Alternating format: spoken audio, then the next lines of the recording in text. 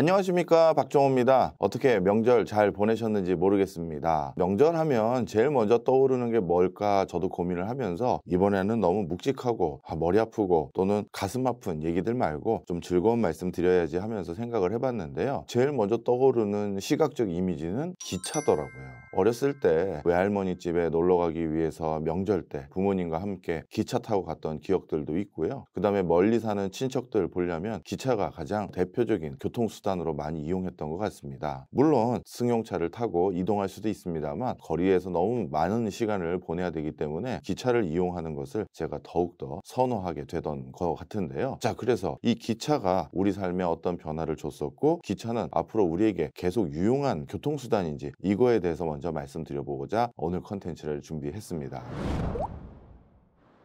자, 기차는요 21세기, 22세기에도 우리에게 가장 유용한 교통수단 중에 하나로 계속해서 발돋움할 것으로 전망됩니다. 그 이유는요 크게 세 가지가 있는데요. 첫 번째는 저는 이걸 제일 높이 평가하는데요, 바로 정시성 또는 적시성이라고 할 수 있습니다. 무슨 얘기냐면 우리가 활용하는 많은 교통수단들을 보면요, 정시에 출발하고 정시에 도착합니다, 이렇게 확답을 줄 수 있는 교통수단은 딱 하나밖에 없습니다. 기차죠. 자동차 같은 경우는 거리의 교통 상황, 거리의 도로 상황에 따라서 얼마든지 막히거나 그러면 더 늦어지거나 지연될 수가 있습니다. 그리고 배나 비행기 같은 경우도 기상 여건에 따라서 아예 출발을 하지 못하는 경우 또는 입항이나 착륙을 하지 못하는 경우도 비일비재합니다. 이 때문에 정말 중요한 물건 아니면 정말 중요한 행사에 내가 꼭 정확하게 거기 도달할 수 있느냐라는 확신이 필요한 경우에는 기차를 선택하는 경우가 왕왕 있습니다. 저 역시도 마찬가지인데요. 지역에 출장을 가거나 할 때는 승용차를 가지고 내려갈 때도 있습니다만 그러다 보면 그래도 1시간에서 30분 정도 여유 있게 도착하도록 출발을 해야 됩니다. 왜냐하면 도로 상황에서 무슨 일이 일어날지 모르니까요. 하지만 기차는 서울역에 몇 시까지만 도착하면 반드시 그 동네 어딘가로 도착이 되기 때문에 그런 부분에서 안정감이 좋죠. 자, 두 번째입니다. 기차는 가장 친환경적인 교통수단으로 지금 분류되고 있습니다. 사실 요즘 가장 큰 시대적 흐름이 전기 자동차 또는 선박 이런 것들이 이제 점점 개발하겠다라는 이슈들이 늘어나고 있고요. 그리고 멀지 않은 미래에 전기로 가는 비행기도 개발해 보겠다라는 게 업계의 어떤 목표 중에 하나입니다. 그런데 진작부터 전기로 갈 수 있는 운송수단으로 우리가 개발을 완료한 게 있죠. 바로 기차입니다. 예전에는 증기기관차에서 그 다음에 디젤기관차에서 지금 전기로 가는 기관차로 이렇게 변화해 가면서요, 기차가 움직일 때 탄소 배출은 제로에 가깝다, 이렇게 말씀드릴 수 있을 것 같습니다. 이 때문에 전기가 기본적인 친환경의 대안으로 부상되기 시작하면서 물론 전기를 다시 뭘로 생산할 거냐는 논리는 굉장히 다양한 요소가 있지만요, 하여튼 운행을 하는 그 순간 자체에서 탄소를 배출하지 않는다는 점에서는 또 역시 기차가 가장 친환경적인 교통수단으로 부각되고 있는 상황입니다. 그 다음 이제 세 번째입니다. 기차는 가장 경제적인 교통수단으로 분류합니다. 경제적이라는 게 이제 뭘로 또 판단하느냐에 따라서 약간의 논란이 여전히 있습니다. 예를 들어서 내가 집에서 거리상 30분 안에 남의 집 앞에다가 뭔가 물건을 갖다 주거나 아니면 내가 거기까지 가야 될 때는 자동차가 제일 경제성이 있어요. 그리고 정말 원거리에 값비싼 물건을 보낼 때는 그때는 비행기가 가장 대표적인 경제성을 확보했다고 할 수도 있을 겁니다. 이처럼 운송수단으로서의 경제성이라는 것은 거리에 따라서 그리고 나르는 물건이나 사람에 따라서 그 경제성을 판단하는 기준은 조금씩 달라질 수밖에 없습니다. 자, 그런데 가장 보편적인 구간, 우리가 도어 투 도어로 일순간 갖다 줘야 되는 그 수준을 살짝 넘어서 상당 시간에 운전을 그래도 1시간 넘게 해야 된다라든가, 그리고 심지어 열흘 이상 배로 운송을 해야 된다든가, 이러한 구간 안에서는요 기차가 가장 저렴한 운송수단인 경우로 많이 평가받고 있습니다. 그래서 우리나라는 분단 상황이기 때문에 기차로 저 유럽이나 아니면 시베리아 아니면 중국까지 수출하기에는 여건이 안 됩니다만, 중국 같은 경우는 본인들의 선적 화물의 상당 부분을 기차로 수송하기도 하고요, 중국 내부에서요, 뿐만 아니라 러시아나 유럽으로 화물을 보내거나 중동으로 화물을 보낼 때도 기차를 가장 선호하는 운송수단으로 활용하고 있습니다. 이처럼 기차라는 것은 화물의 용량에 따라서 차량을 얼마든지 뒤에 더 붙일 수도 있고, 아니면 화물이 적을 때는 차량 뒤에를 빼고 나머지만 운송하면 되기 때문에 트럭같이 화물이 얼마 없어도 빈칸으로 트럭 자체를 무조건 보내야 된다든가 이런 부분에 불편함이 없다라는 장점들까지 결부되면서 가장 경제적인 운송수단으로 평가받고 있습니다.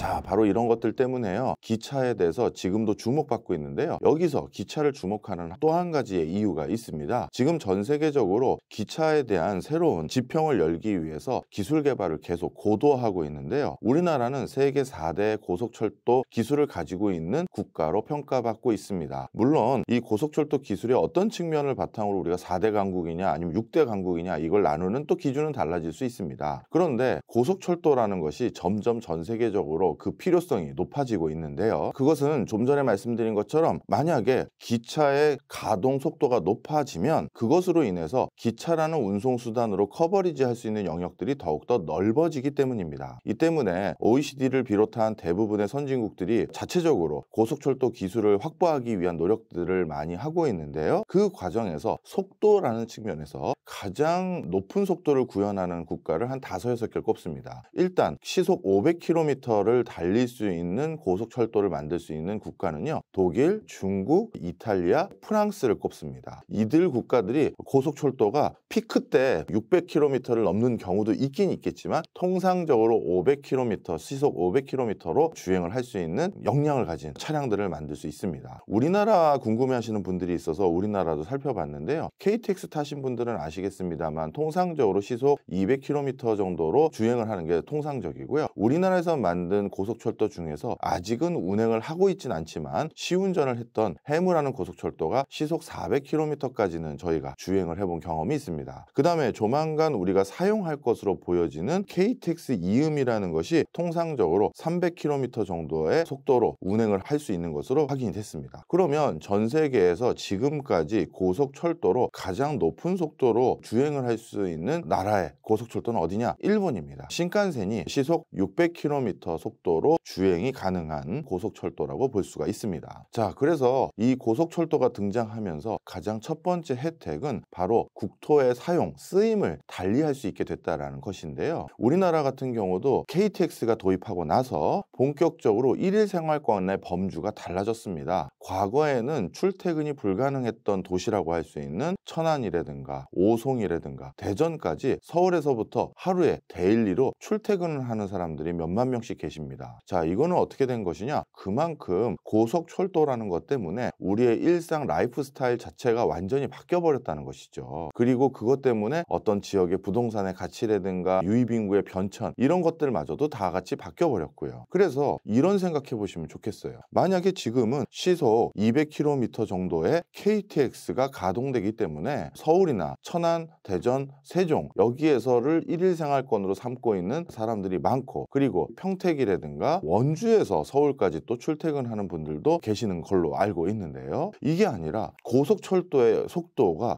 훨씬 더 높아지면 그러면 우리의 일일 생활권과 우리의 라이프 스타일이 어떻게 바뀔까요? 정말 저는 아직까지 상상을 못 하겠습니다. 자, 대표적으로 그런 기술이 바로 코앞에 놓여져 있습니다. 무인 자동차 기술은 제가 코앞에 놓여져 있다라고 결코 얘기할 수가 없어요. 하지만 무인 철도, 이건 이미 부분적으로 벌써 무인 철도는 운행을 하고 있는 상황이죠. 거기다가 초고속의 무인 철도, 꿈의 철도라고 불리우는 하이퍼루프라는 게 있는데요. 이 하이퍼루프가 바로 코앞에 와 있기 때문입니다.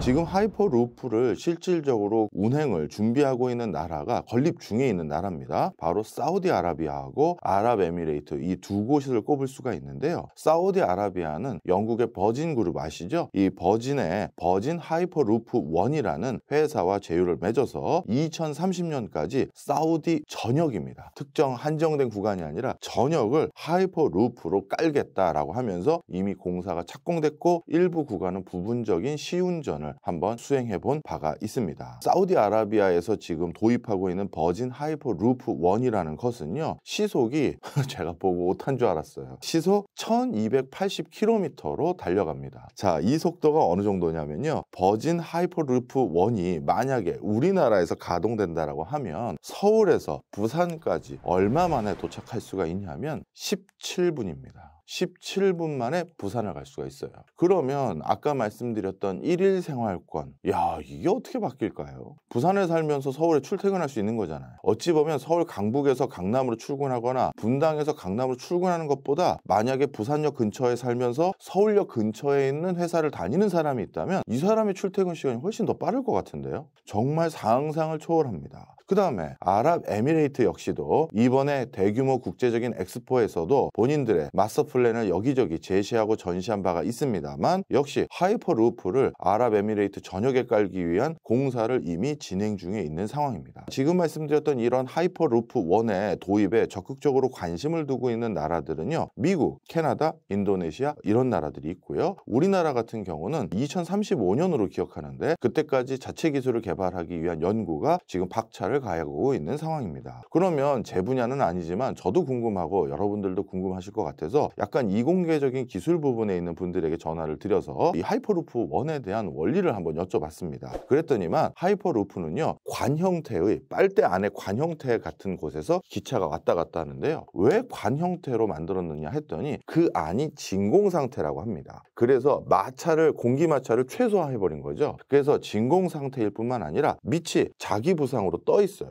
그러니까 그거에 대한 마찰도 제로인 상태인 것이죠. 그렇게 마찰을 최소화했기 때문에 1280km까지 속도를 낼 수 있었던 것입니다. 자, 바로 이 하이퍼루프, 이렇게 진공으로 관을 일일이 다 만들고 이런 속도로 운행을 하려면 엄청 운행비 또는 이 하이퍼루프라는 이 시설 투자비, 이게 엄청 비쌀 것 같습니다. 아니더라고요. 전문가들의 의견은 하이퍼루프가 지금 우리가 운행하는 철도보다 훨씬 저렴할 수 있다라는 얘기들을 자주 하시는데요. 그 이유도 한번 말씀드려보도록 하겠습니다. 첫 번째, 우리가 지금도 철도를 운항할 때 있어서 가장 비싼 비용은 두 가지인데요. 첫 번째는 철도 자체를 운행하는 데 들어가는 에너지 비용, 즉 전기 많이 쓰는 것들을 말씀드릴 수 있습니다. 자, 그런데 사우디아라비아, 아랍에미레이트, 인도네시아 이들 나라들의 공통분모가 뭡니까? 날씨가 뜨거운 열대기후나 열사의 나라들이라고 할 수 있겠죠. 자, 바로 이들 나라들이 이 하이퍼루프를 더욱더 적극적으로 도입하려고 하는 가장 큰 이유는요, 튜브 같은 관, 이 관 바깥을 태양광 패널이라든가 태양열 집적지 이런 것들을 설치해서 그걸 통해서 전기를 자동적으로 충전해서 운행하겠다라는 겁니다. 사실 운행이 광역화될 수밖에 없는 그게 하이퍼루프의 특징일 텐데요. 그러다 보면 이 관이 정말 쭉 진짜 몇백 킬로 이상이 놓여져야 되는데 이런 아랍에미레이트라든가 사우디아라비아 같은 경우는 아마 여러분들도 경험 있으실 거예요. 한여름에 금속성 물질 어디 햇빛 밝은 데 딱 놔두면 뜨거워서 만지지도 못하죠. 그런 특성을 이용해서 태양광이나 태양열을 이용해서 하이퍼루프의 전기를 충당하겠다라는 게 있고요. 그 다음 두 번째입니다. 이런 새로운 신종 철도를 구축하거나 아니면 자동차가 좀 더 원활하게 운행하기 위해서 뭔가 도로를 더 닦으려면 땅이 그만큼 더 많이 필요하죠. 자, 그런데 이 땅을 구매한다라는 건 가장 많은 돈이 들어가는 부분입니다. 자, 그런데 하이퍼루프는 어떻게 해도 되느냐? 관이라고 말씀드렸잖아요. 그 관은 어떻게 해도 되냐면 쉽게 예를 들어 설명드리면요, 4차선 도로가 있는데 그 도로의 정 가운데 중앙선에 새 기둥을 꽂고 그 기둥 위에다가 그 대규모 관을 설치해도 전혀 문제가 없는 것이죠. 그리고 100% 밀봉되어 있는 관 안에서만 운행을 하기 때문에 소음에 대해서도 상당히 많이 제한을 할 수가 있기 때문에 인근 사람들이 지하철역 들어간다, 들어선다, 혐오시설이다, 역 자체가 들어서는 건 오히려